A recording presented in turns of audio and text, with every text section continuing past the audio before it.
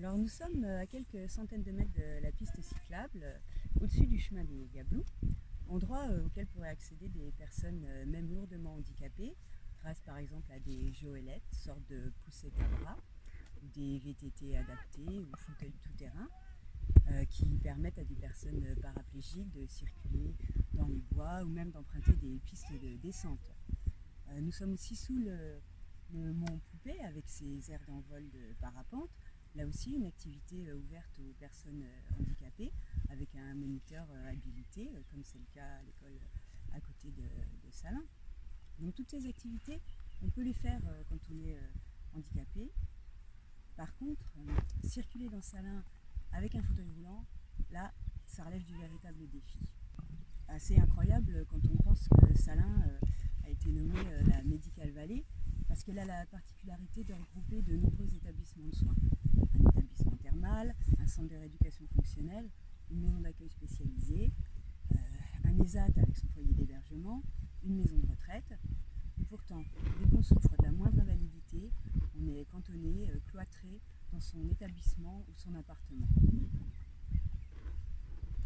Impensable que depuis toutes ces années, et les différentes municipalités qui sont succédées, rien n'a été fait pour remédier à ça.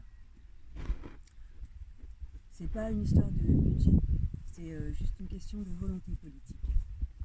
Il suffit que, à chaque fois que des travaux sont engagés, la dimension de handicap soit prise en compte.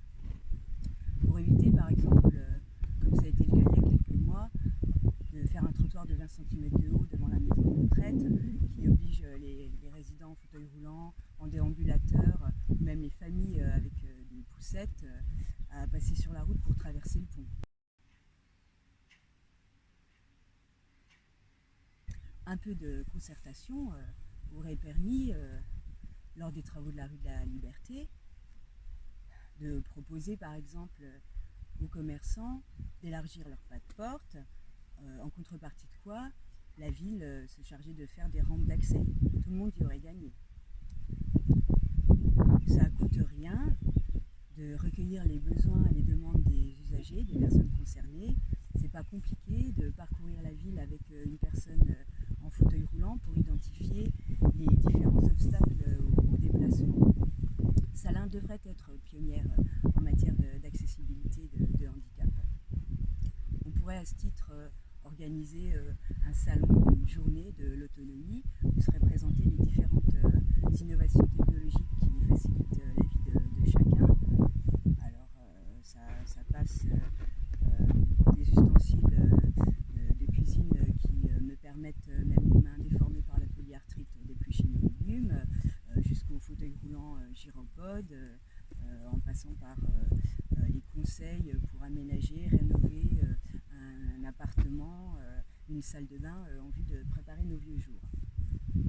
Ça nous permettrait aussi à chacun de prendre conscience des difficultés auxquelles certains sont confrontés chaque jour. Difficultés auxquelles, a priori, nous serons tous confrontés un jour ou l'autre. Voilà quelques solutions qui nous permettraient de mieux vivre ensemble, mais il en existe encore beaucoup d'autres. Alors, on y va ?